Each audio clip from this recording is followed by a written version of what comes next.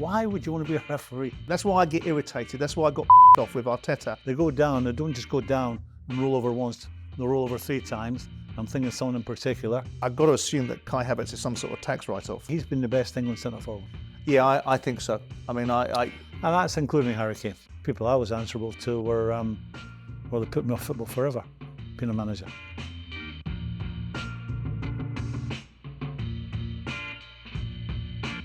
Welcome to episode 5 of Simon and Souness. Graham, nice to see you. Happy New Year. And to you, you and your family have a super one. Yep. Let me kick us off this week, if I may. Tell me about refereeing standards in the Premier League. Are they the worst we've seen? I don't know. I mean, I look back over a litany of referees in the past, George Courtney, Jack Taylor, and all those personalities that presided over a different period in the game. And I look at the way that managers interact with the media talking about referees. I look at some of the observations that Arteta made about empirically data suggesting, or his observations were, that our refereeing standards in this country are miles off the European counterparts. And then we see this absolute deluge of decisions being made by European referees in European football. I think the culture of referees has changed. And I don't know whether it dovetails in with VAR because it gives them an excuse not to make decisions.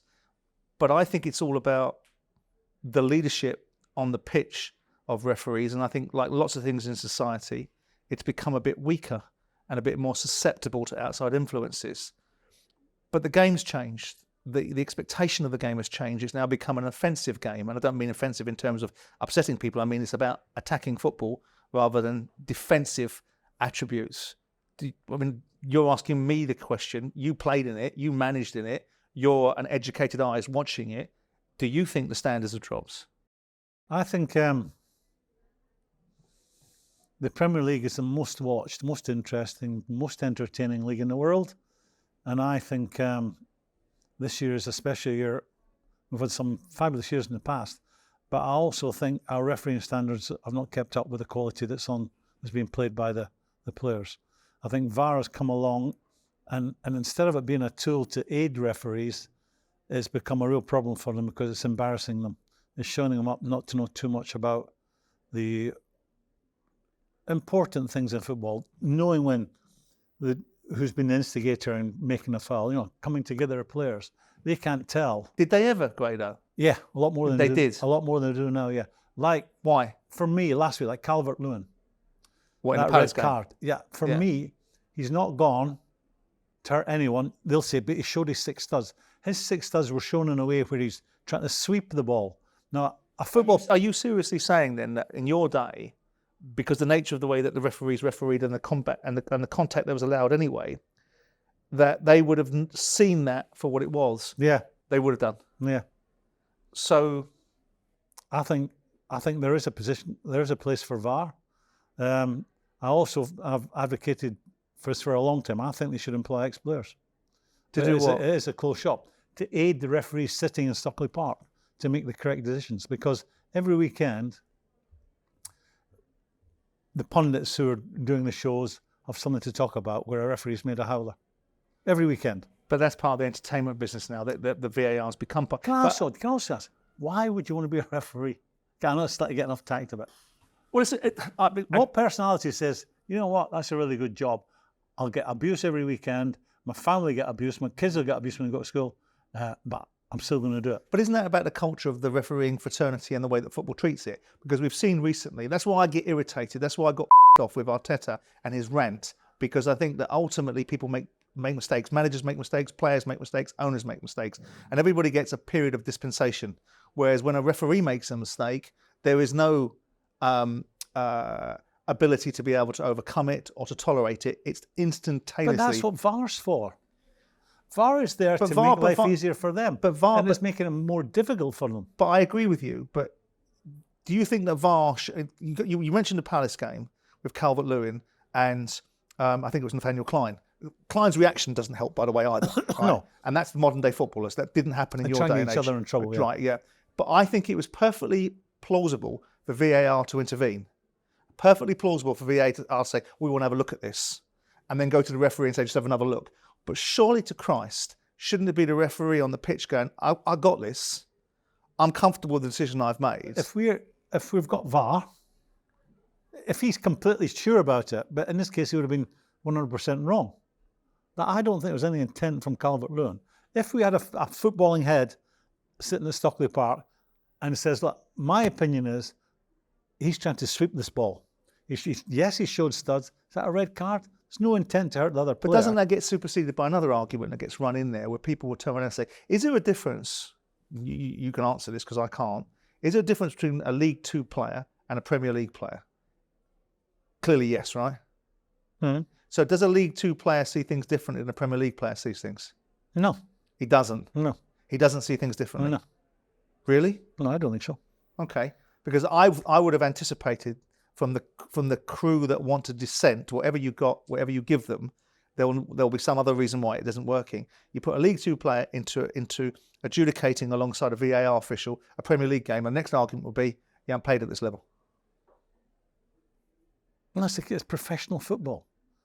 It's professional football. You know when you... I can tell you, sitting from 30, 40, 50 yards away, where there's intent and someone trying to hurt someone. You do it. Would you go? I mean, there's a lot of people say what the solution is. Very few people have put themselves in the way of it. Would you go into VAR? I was working, not my age, but I was working. Why? I was working for Sky, and when VAR was introduced several years ago, we went to Stockley Park, and I think we were given 6 incidents to make a judgment, and I was there with other guys who were pundits, and we got 5 right, and there was one where there was an incident the ball may have gone out of play, and it was one that no one got right. So by and large, but that was not so much, that was more a technical thing where referees know the first rule and the last rule in the rule book. But their interpretation of fouls and the way things happen in games is not very good. And I think a referee would help them enormously. All right, the governor of the... PGMOL. Yeah. Mm. His name escapes me. Howard Webb. To Germany. Howard Webb. What sort of job went off to America, didn't he? I think he's all right. I quite like Howard. I didn't necessarily think he was... I thought when he was refereeing at times he got a bit carried away with himself and made himself the centre of attention. It became a little bit about Howard Webb. But I think in principle what he's trying to do is he's trying to get some balls back into refereeing. Excuse the pun. He's trying to get some sort of culture back into referees that they become leaders. Because you asked the question at the beginning of this, or you framed it in such a way, who'd want to be a referee? Well, if you love the game and there's a career path and it's valued, which by the way refereeing often isn't, but if it were, and the economics were right, because it's the richest league in the world, quite frankly, the economics should be right for a referee to be able to make a decent career of it, and you've got the authority and the courage of your convictions, I think refereeing could be a decent and viable way to build a career inside a sport that you like. But if I was looking after the PGMOL and doing what Howard's were doing, there's not so much dissimilar that I would do than what he's doing. The problem with football, and the problem with the way football has gone, in my view, is that because of the broadcasters and because of the expectation, everyone's entitled to information. Everyone's entitled to see this bit more. No one accepts anything at face value. No one accepts certain positions and certain parameters. And this idea that you get to hear audio, this idea that you get to hear certain things or become privy to certain things, I think in other sports, people just have a tacit acceptance of the referee's authority. And I would be working more, which is what Webb is doing, on getting these referees to be proper leaders. So if it means going over to the monitor, they take the view that they had initially because they backed themselves rather than be influenced by those in Stockley Park. I'd want to do that more, spend more time building these guys up into being leaders, building these guys up into having some about them so they've got the courage of their convictions to go, no, I'm not going to be influenced by a decision. And I would also want to change the perspective on VAR, because I always thought VAR was going to be something that referees called for. We want to go to VAR. The on-field referee goes, I'm not sure about this, I'm going to fall back on it, rather than it being the driving force. I would change the dimensions of it. If you're a good referee and you know your stuff, VAR becomes a tool you use less and less. We talked about if you call for it, yeah. If the position I'm talking about. We talked about simulation, players making life difficult for referees. I can tell you when someone's simulating an injury from sitting in the stand watching a game. I can tell you when it happens in real time. Feigning an injury. When simulating a penalty. Yeah, I can tell you if he's been caught or not. And they'll roll over and go down. And every time a player's tackled today, there's a scream goes up from the guy who's been challenged, and immediately followed by everyone in that vicinity that plays on the same side as him being fouled screams as well and puts their arms up. It's all about trying to influence referees. They have to get round that. I think they have to start booking more people for simulation when they're obviously not hurt. And when you watch a amount of games where people go down, they don't just go down and roll over once, they'll roll over 3 times. I'm thinking of someone in particular. They'll go down and roll and roll. Salah? No. Of course not, because he's Liverpool. Yeah. No, they'll go down and roll and roll. And what is that doing? That's cheating, isn't it? You try to get someone in trouble. So a good referee would see that, book them, and take it out of the game. Because I wrote a book 5 years ago, and I dedicated a piece of it to, you have to be careful with the game going forward. The referees have such a major part to play. There's a whole chapter about, manage it carefully, because we have a great product and everyone wants to be the number 1 league in the world. The Germans do, the Spanish do, the French would love to be. We have it. Yeah, but in terms of the quality, in terms of the quality that you're watching and the excitement. Because of the finances that brought the players over here. Well, I think it's as much to do with the way the English public want it played. But I don't think our referees are up to that standard. And they have such a major part to play. And I think right now, the biggest danger to us losing the mantle of being the league in the world to watch, to play in, to want to be part of, the biggest danger to them is the poor refereeing. I think to top this particular conversation off and to summarise it, I think the referees are not as bad as people are representing them to be, and not as good as they should be. Well, FIFA must think so. The last World Cup, how many referees did we have there? 2. Was it 2 or 1? I thought it was 1 game. Anyway, we move on. Goal. I can remember the director turned up and with this young fella, he was beyond hopeless. I've got to assume that Kai Havertz is some sort of tax write-off. He's been the best England centre-forward. Yeah, I think so. I mean, And that's including Harry Kane. People I was answerable to were they put me off football forever, being a manager. Films about football, not many of them particularly good. Escape to Victory probably springs to mind. But you were, when you were in Newcastle, when they made that god-awful film Goal. Goal. I can remember the director turned up and with this young fella, Kuno Becker, I think his name was, a Mexican, and we go on St. James's Park with the ball. I'm thinking, Mexican, he must be able to kick a ball. This must be what, 2007? A long time ago. Yeah, something. He couldn't kick it. The only Mexican that had never kicked a soccer ball. He was beyond hopeless. So I think I instructed one of the youth team coaches to spend a few days with him, just teaching him how to kick a ball properly. I'm just trying to think about Goal, because one of my best mates is Nick Moran, the actor, who directed a couple of films that I made. But I'm sure he was in Goal or Goal 2. Because somehow Goal 1 led to Goal 2, even though it was a dreadful bloody film. But I think they did Goal 2 at Nottingham Forest's grounds. Because I remember he wanted to borrow one of my Ferraris, borrowed it, drove it into a wall, and told me that it dented it in a car park. But I'm just trying to think about Goal and well, I haven't got many memories. They were around the place. But I can remember when they were getting near the end of their period in the northeast. We had played a big game at home and we had won. The players were all on the pitch celebrating. It was a big game anyway. The crowd were delighted. The crowd had stayed to the end. And then all of a sudden, this guy runs on from left field, and it's the actor celebrating with our players. So obviously they're filming it in real time, celebrating. Very good. Because I think you met Nick though. I think you did I've met him you did several on Sky, times. didn't you? You did something with him and Sky when you were doing some commercial for the beginning of the season of Sky. He's useless at football. Did I not meet him with you? I think you might have done, yeah. Yeah. But boxing. You might have met him in boxing. Yeah, absolutely. Yeah. Talking about Newcastle, you're an Eddie Howe fan? Yeah, I think he's done a very good job there. Big part of the job is getting more out of the players than the previous manager did. And I think when you look, I'll name 2 players, Joe Linton, Almiron. They didn't look like Premier League players until Eddie got there. He's improved them. He's getting an extra yard out of some. They've hit the wall at the moment, but if you had said 6 weeks ago, 4 weeks ago, where are Newcastle under Eddie Howe, you'd say they're further down the road than they should be. Do you think he gets them? Do you think he gets them where they want to go? I don't. I like him.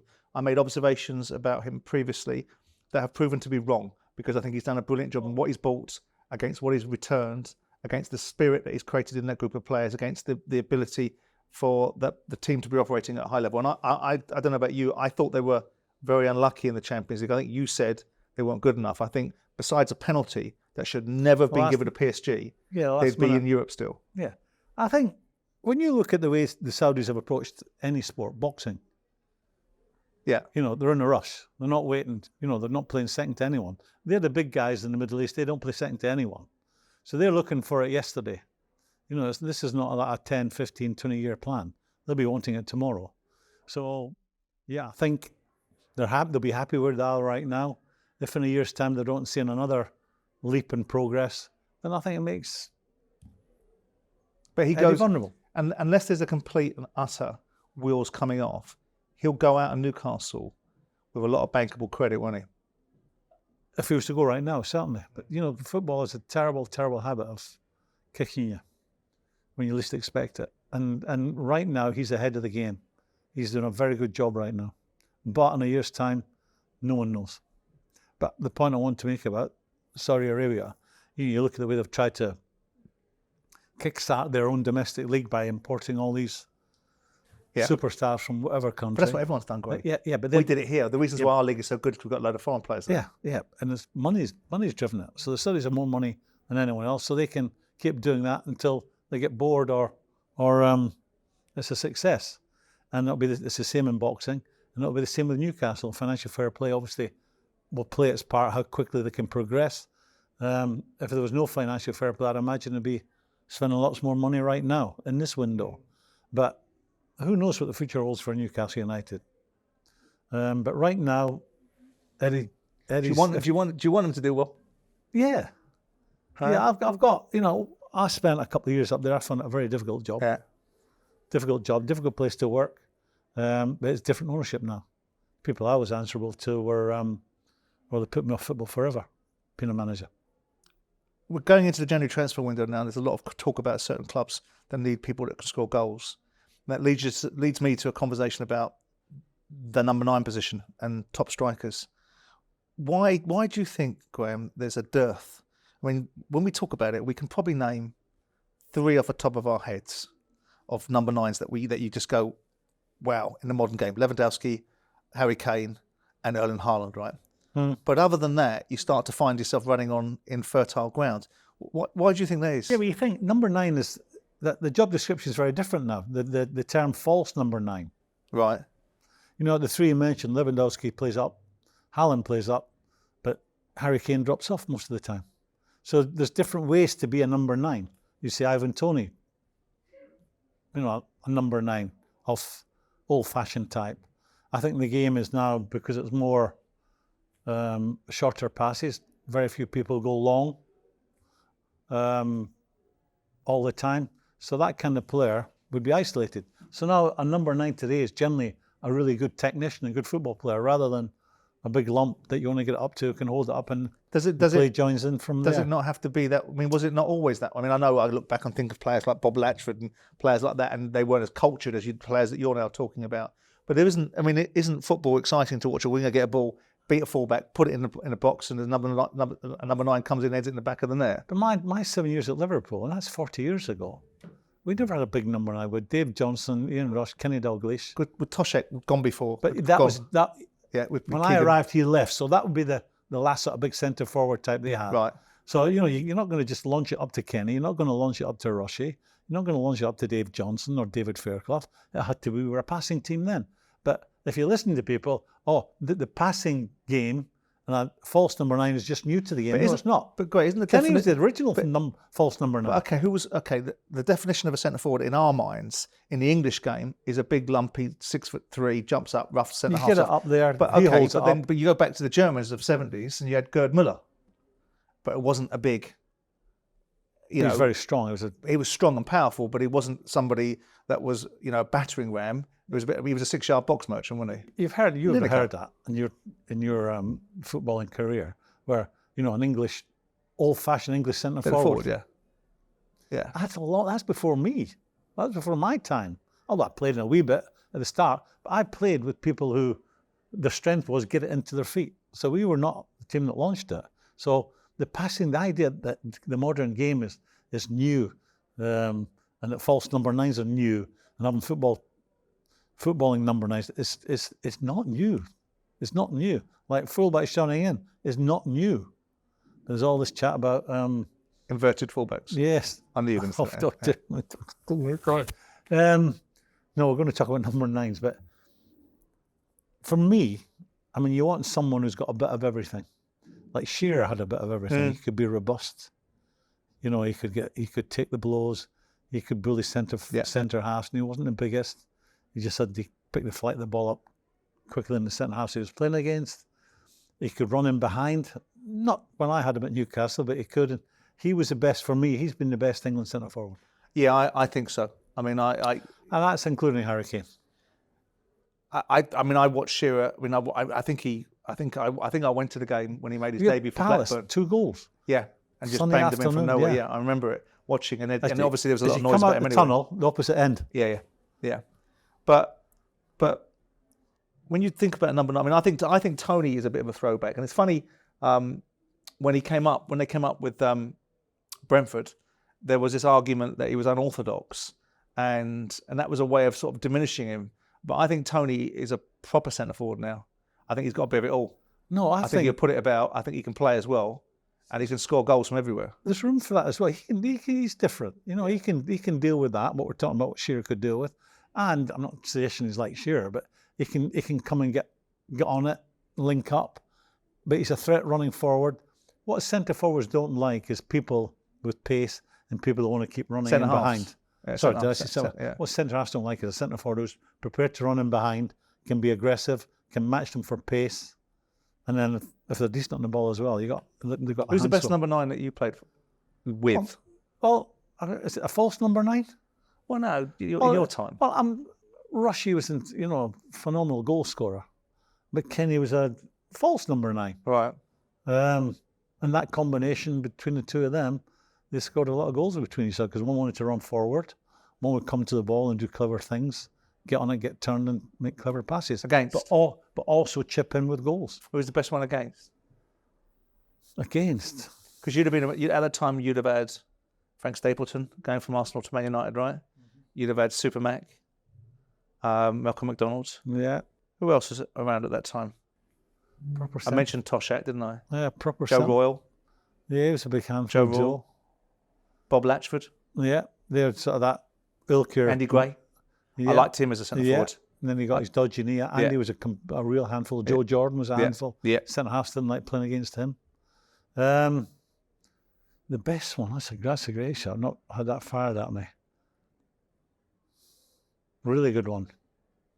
I would say who was a real threat. I couldn't just pick one. There was a centre forward in those days was someone that would see a fair Peter bit. With. Remember Peter With? Yeah, the Scouser. Aston Villa, Nottingham Forest. He was a handful, European Cup winner. It was. I'm going through the teams. Well, who was your biggest rivals at the time? It wasn't Man United, was it? I mean, Forest for a period of time. I got the early days of Mark Hughes. He was a handful, strong player. No one enjoyed playing against him. Trevor Francis wanted to run in behind all the time, a very different type of striker. God rest his soul. Yeah.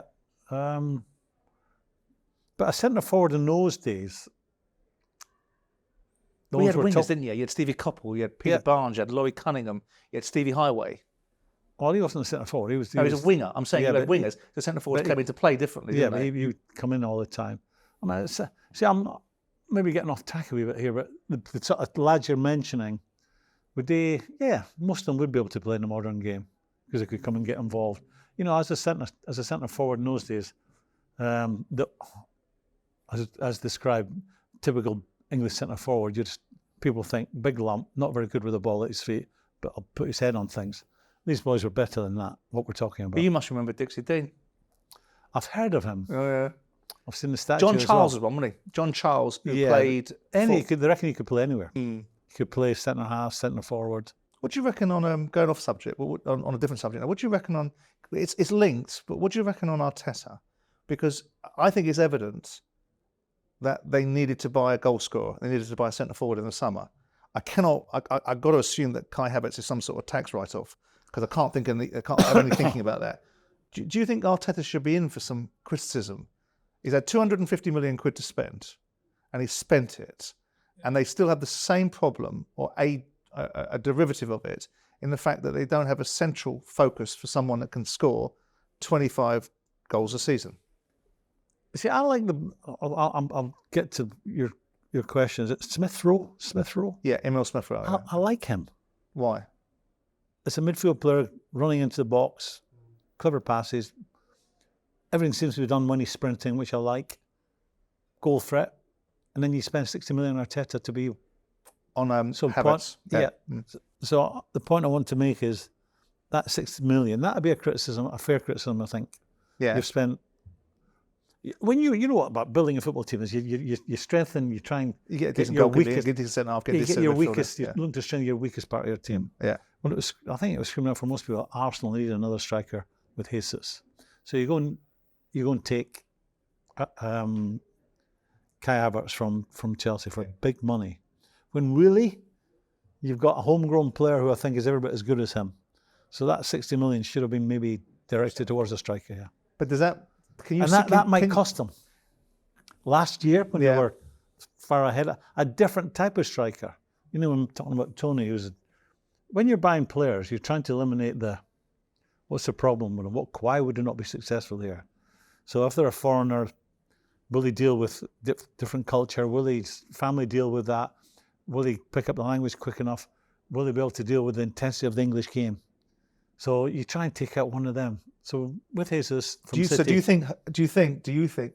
I've got mixed emotions about Arteta.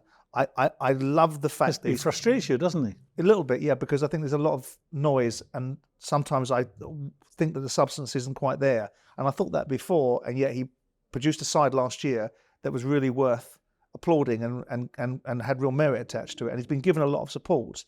I mean, I can't make head nor tail of debates about goalkeepers being rotated and the Havertz situation. And I don't like, and I've said it repeatedly, I don't like some of the nonsense that he's come out with about referees and the manner in which his club has supported him. But I don't know if Arsenal will keep on spending the way that they are with him, because they've spent like drunken sailors. Ever since the European Super League, it would appear that Kroenke's woke up, suddenly realised this isn't an arm's length subsidiary of an American business, quite fancies the idea that there might be some value in it, because he's seen Chelsea get bought for £2.5 billion, and is starting to make some money available. And I don't think you can go on spending 200 million to 250 million every season and have won one FA Cup in 3.5 years. Yeah. I mean, how far do you wind it back? The move from Highbury to Emirates to become one of the big clubs in world football. And from they did the move back until the last couple of years, they were going backwards. You agree with that? Well, I think ultimately, depends what you're pitching it against. They weren't the side that won the double, were the invincible teams, but they didn't have the resources. It wasn't about winning trophies. It was just about qualifying for that's up to the manager as well. Wenger was prepared to accept it. So I think they were going backwards, but I think in the last 2 years they have made a quantum leap. I don't think yesterday, for example, I don't think they're playing any worse than they were this time last year, but they were still winning. They were still winning games. The football is still good enough to win games. So does he get criticism for not having... For me, the 2 points you've highlighted. I think you spend all that money on a goalkeeper, and you bring them into the club, and then you're trying to keep both happy is a mistake. I think it's obvious you're spending all that money on a goalkeeper. He's going to be your number one. And not buy a centre forward. Yeah, and don't buy Havertz. Because you've got Smith, but I'm saying, but not buying a centre forward. Yeah, that's the other. Yes. That would be my two criticisms. But I think Arsenal have to support him. I think they're going in the right direction with Arteta in charge. But I think he will wish he'd bought a centre forward rather than... He didn't buy Guy Havertz on what he'd seen at Chelsea. He bought Guy Havertz thinking, I can make him better by working with him and telling him to do these things.